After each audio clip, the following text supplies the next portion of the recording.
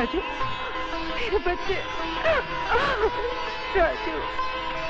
Nurse, glucose और oxygen arrange करो, fast. Raju.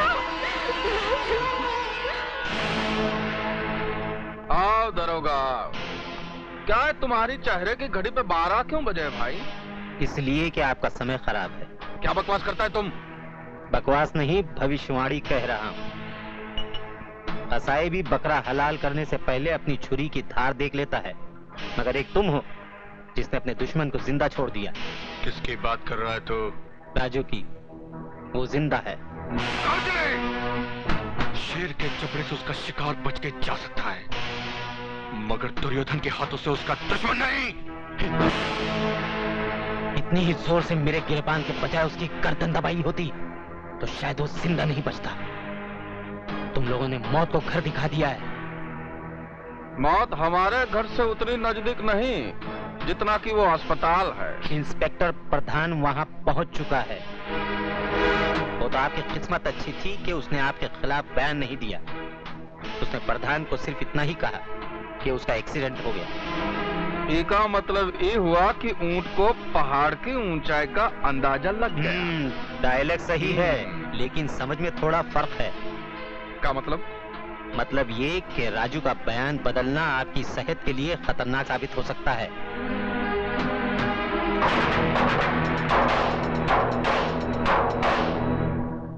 माँ मुझे आशीर्वाद दे, मैं अपने मकसद में कामयाब हो सकूं। राजू बेटा,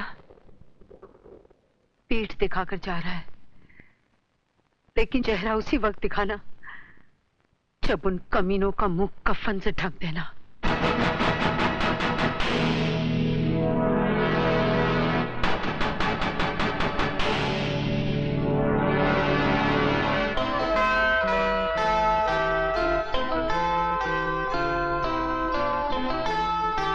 माँ का ख्याल रखना। यह नामुमकिन है।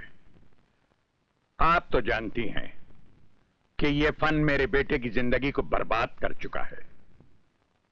अब मैं नहीं चाहता कि इस फन का हथियार किसी मां की कोख को उजाड़ दे। उस मां की कोख तो उजड़ चुकी है ठाकुर साहब, और ये बदनसीब भाई अपनी बहन की मौत का बदला लेने के लिए खुद मौत के सफर पे निकल चुका है। ठाकुर साहब, मैं राजू को आपके पास सिर्फ इसलिए लाई हूं कि अगर आप इसके सर पर आशीर्वाद का हाथ रख दें तो ये बेवकूफों की तरह मरने की बजाय बहादुरों की तरह उनका मुकाबला कर सके। ठीक है, मैं इसे सिखाऊंगा, लेकिन मेरी एक शर्त है। राजू से मिलने यहां कोई नहीं आएगा। राजू से मिलने कोई न सही, लेकिन एक बेटी अपने बाप से मिलने तो आ सकती है। आ सकती है, लेकिन कभी कभी।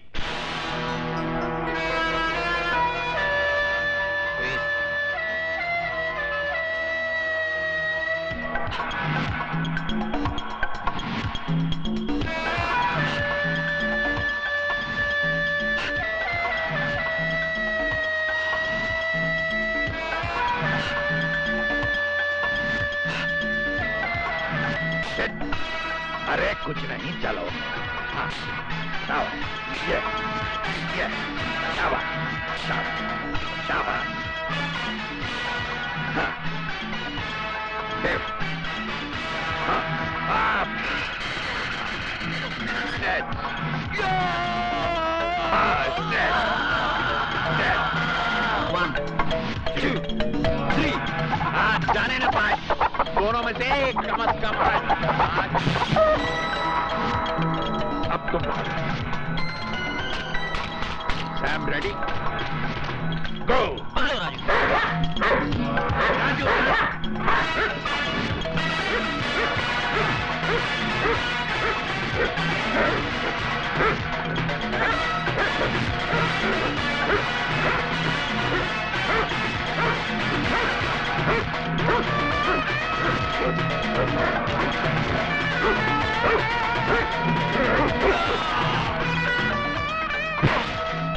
चलो राज। ये मुझसे नहीं होगा बाबा, बहुत दर्द हो रहा है। बेटे, ये दर्द उस दर्द के आगे कुछ भी नहीं जो लाल बिहारी और उसके आदमियों ने तुम्हें दिया। याद करो उस दर्द को जो सरेआम बेइज्जत होते वक्त तुम्हारी बहन ने महसूस किया होगा। वो दर्द जो आज तक तुम्हारी मां के कलेजे में नासूर बनकर टीसे मार रहा है।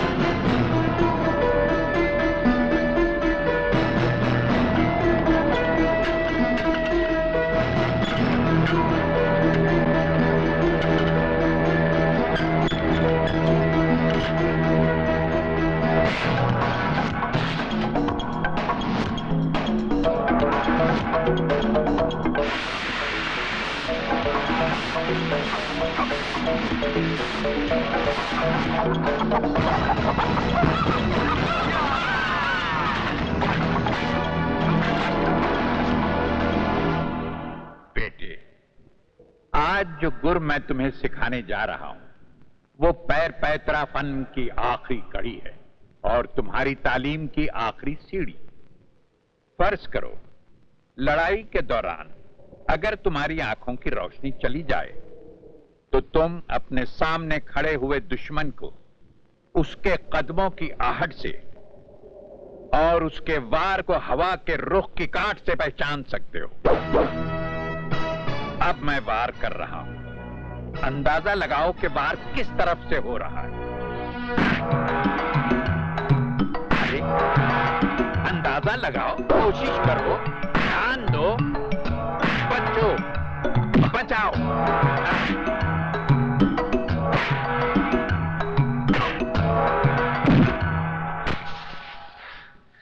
क्या बात है बेटे, पिछले 2 हफ्तों से तुम प्रैक्टिस कर रहे हो, लेकिन ये तुम्हारी समझ में क्यों नहीं आ रहा? बाबा,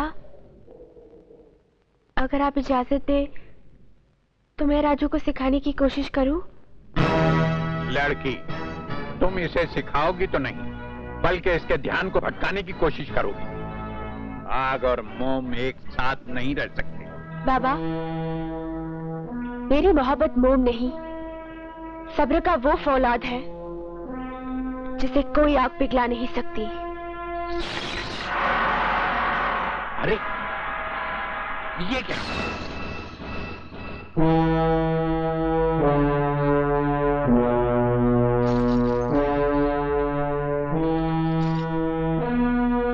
राजू, इस पायल की आवाज को पहचानने की कोशिश करो, कहां से आ रही है?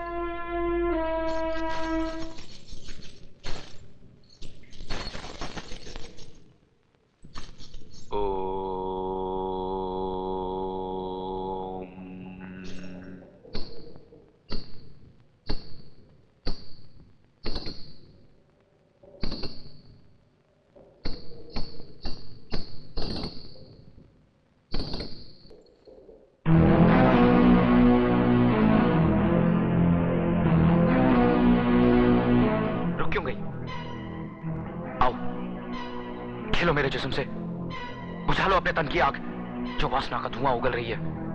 फूंक डालो शोलों में औरत की मर्यादा और अपनी शराफत को भटका दो मुझे मेरे मकसद से। राजू,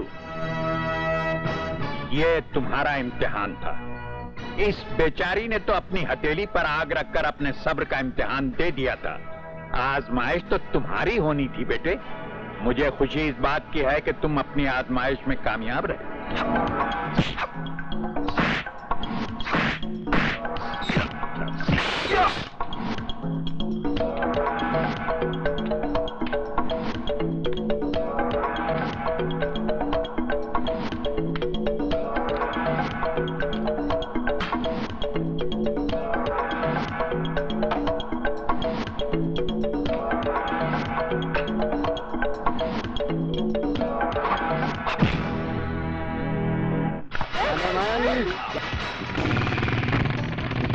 जाएगी तू। अजी उठो ना।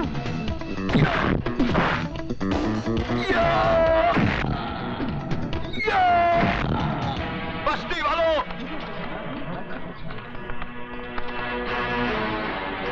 गौर से देखो इस हरामजादे को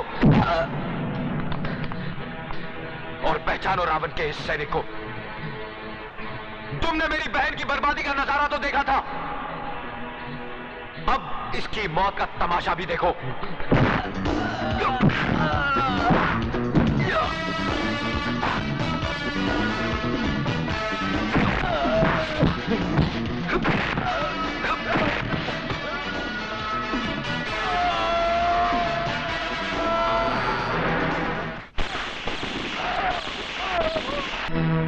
इसी हरामजादे ने मारा है जीवा को। जीवा से इसकी बहुत खटापटी थी। बिहारी जी, ये भी तो हो सकता है कि किसी और ने मारा हो। और कोई मार ही नहीं सकता दुर्योधन, क्योंकि वो जौन पैतरे से मरा हो, पैतरा हमारी स्कूल का है। बड़ी ससुराऊ पैतरा बहुत अच्छी तरह जानता था। लाल बिहारी,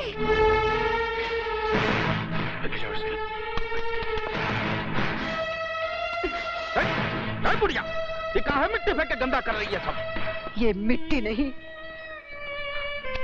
तेरी बेटी की चिता की राख है, और मैं इसे इसलिए यहाँ बिखेर रही हूँ ताकि इसमें तभी मेरी बेटी की आंखों की चिंगारियां तेरी इस पाप की नगरी को जलाकर भस्म कर दे। वाह वाह भैया वाह। हंसो, जितना हंस सकते हो हंस लो, क्योंकि तुम लोगों की जिंदगी के दिन बहुत कम रह गए हैं। लाल बिहारी, तू और तेरा एक एक आदमी मौत के करीब आता जा रहा है। आज तेरे एक आदमी को मारकर मेरे बेटे ने कामयाबी की पहली सीढ़ी बना ली है, और वो इसी तरह लाशों की सीढ़ियां बनाकर एक दिन तेरी गर्दन तक पहुंच जाएगा। वो बचकुंडा।